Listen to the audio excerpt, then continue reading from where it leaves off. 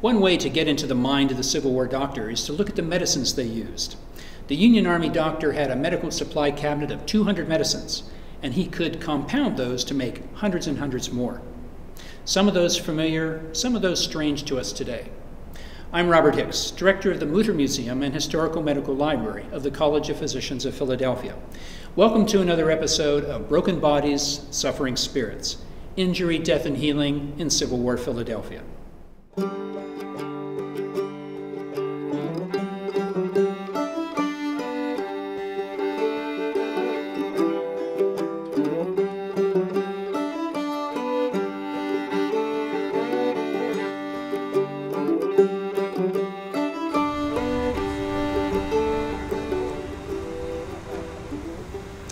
I am standing on the campus of the University of the Sciences.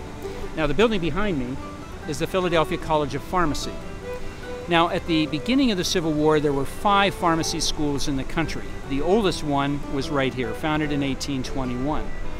But when the Civil War began, maybe only 5% of all apothecaries or pharmacists had actually attended formal training.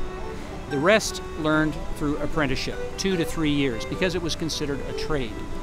Now, at the onset of the war, there were no antibiotics. For those in the profession of being pharmacists, there was no state boards, there was no examining procedure or state regulation at all.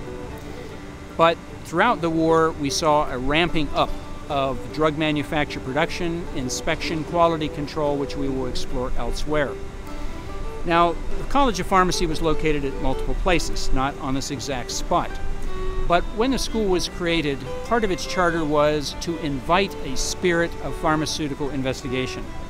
And that ideology continues to inform the school today. It became a university in 1997. In 1998, assumed its present name.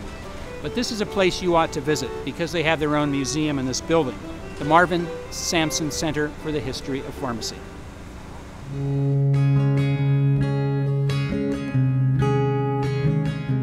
Our lives as physicians and surgeons in the Army of the Potomac were much more mundane than the experiences that we had on the field at Chancellorsville and Gettysburg. Most of our time and work was spent in camp, and most of the casualties incurred by our young men were the result of illness and not combat injuries.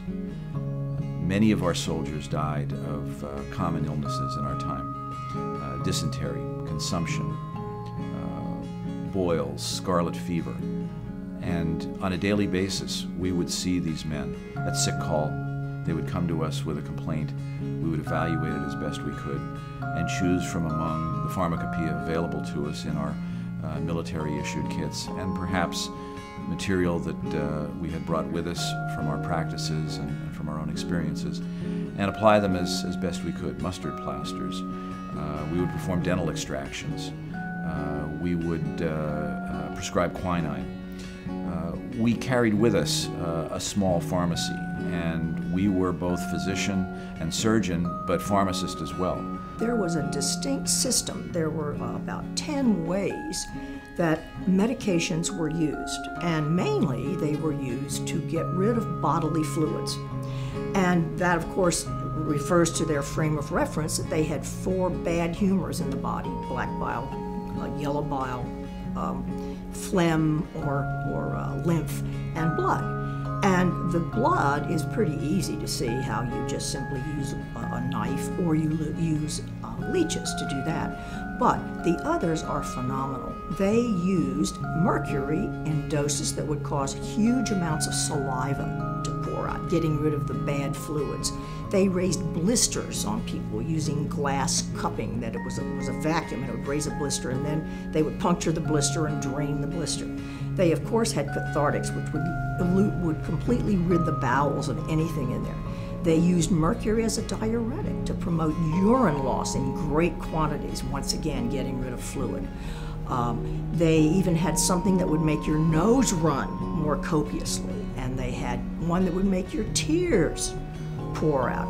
And they even had one, and this wasn't for the soldiers, but they even had one that would increase a woman's menstrual flow. So their system was one by one, and these were classified. They were taught to medical students in medical schools, and they were used in practice and in the military. They knew exactly what they thought they were doing, and they were doing it by their frame of reference. Some of the most important medications that were used included cathartics of various sorts. And of course they had, in addition to the usual cathartics, one of the biggest uses of mercury was to make a pill called blue mass. And they were known in the Lewis and Clark expedition as thunderclappers for obvious reasons. But it was composed of some rose derivative, licorice to give it the color, and mercury. And it was all made up and it was pressed into little balls with a press that the pharmacist, or the surgeon for that matter, actually put together one by one. Pain relief was a prime concern of the surgeons in order to relieve their men's suffering. And opiates were rather widely available. Early in the war, and certainly for much of this time, they didn't have widespread use of hypodermic needles and syringes, but they actually did, but not in the battlefield and on the field itself after a battle.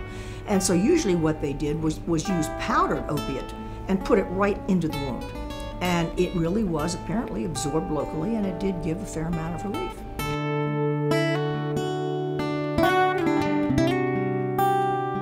Very early on, typhus and typhoid, there was a lot of written primary source material about how to tell the difference. And the common factor was, of course, that they were both fever. But the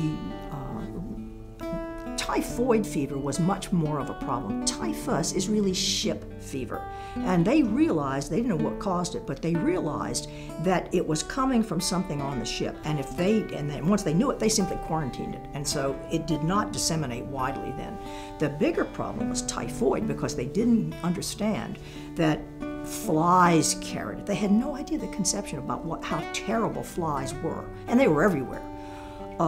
Sometimes there were so many flies that the men looked like they had mosquito bites all over them. And it was just horrible. They crawled in and out of their noses, and there were maggots everywhere. So we had good evidence that flies were abundant. But it was also the open latrines. I mean, they had pits, and they had dimensions and depths that they were supposed to do to dig them, and they usually didn't. And then they also were supposed to sprinkle lime or soil over each latrine each night. Most of them didn't do that either. Once again, they didn't understand why they were doing it, and they didn't do it. Now, there are two types of immunization against smallpox. The one that Jenner perfected, which really is cowpox, and vaca is cow, so that's vaccination. That was certainly done. The other method is variolation. And variolation is you actually take a crust from a patient who has smallpox, and you carefully take the liquid and some of the crust, and then with a needle you puncture a patient who has not been exposed to smallpox before. And at least in the North, there were preparations that were formulary. They were taken from infants that had smallpox, so the children were not infected. They didn't have syphilis. That was a big problem. So if somebody in their group of fellow soldiers developed what they thought was smallpox, sometimes it was syphilis. And of course, syphilis is the great pox. Smallpox is the small ones. Well, the soldier can't be expected to know the difference between smallpox and great pox, and so what sometimes happened was they spread syphilis that way. And that's another reason why there was some hesitation in doing a vaccination, because they couldn't always be sure what they were spreading. The availability of food of some sort to the soldiers was pretty good until they were usually in the spring, before the fruits and vegetables were really ready to be eaten. So during the fall, they could scavenge some, and during the winter, they had hardtack, coffee, vegetables that were pressed, in other words, dehydrated, that they were supposed to mix in a pot. And they had some dried and prepared meat. The problem was that there were no army cooks, and very few of these 17 to 20-year-old men knew anything about cooking. I mean, their mothers or sisters did the cooking in the household. The mothers and the sisters did the buying of the stuff that you put to eat, so they had no idea, how to use what they had. Ideally, the surgeon would like to have his soldiers on a good carbohydrate, good protein diet, so that they could have energy to fight and to march.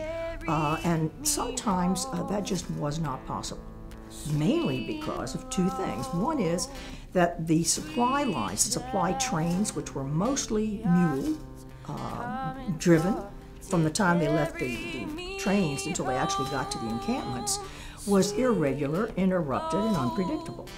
And the second thing is that the food sometimes simply spoiled. I mean, there are numerous soldiers who will tell you the meat was mostly worms, and that's protein, but it's not very tasty.